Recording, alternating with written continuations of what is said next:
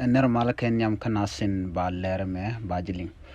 Take a wargam chagor guasame and went in contin gang take noreka gambele and lerem bialinga roin michalat quenetan quay guas michaja ban witin ka gambele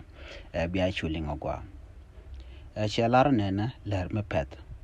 Mala kurun wang mala ka changdar mala ka tiang nas.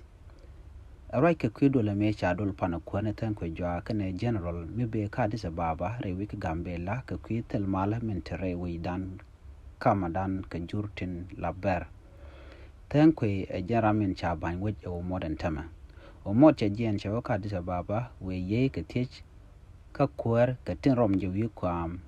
ke gubanetin te wi kwam ke je ki ke yuran kontin la tobe ko be jen wi kwam tin chalat redulla ka namo atan ko jwa kana general canteen maniam che atan ko jogo nga enjuk nga jog de makala ka wi anyenya ka hali da wich rewde nga jog no rezu no wi anyenya ka bar diodien chela do gone maitin ditinte ka jima ko at kana maitin ta ka bar ki tan che ko na tan ko larene ran mangwa kwar shelling ka balertin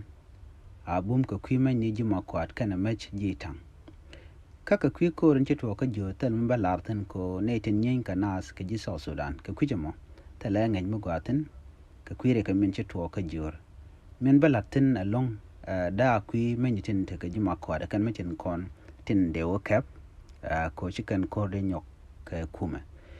michi raja meling chala da ganwerin konin shigor ka social media michi ling raja me kwen redeti kalim ko jibano jin der je nyak nasin ko kin ko da chup kane dial content re doran kama kot kane pull down wona re doran wore kelo enno aran to dungde mite ke ji gorjen o dere to ko wende kelo baje nang re win wore kelo ka mu wo wen wini betin dial content tetnukun bakanang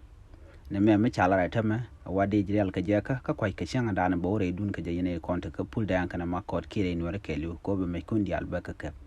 ne me chalat ngani en wode yarun tit ka tin kontin be jen lerana cha nung ya chala do apot konyal meleni ngai ngwane dan awe ka ya ka dob dana chalat ka je jira mo bi je chunyo ka nasin ko kien en warga cha gore ngani ka social media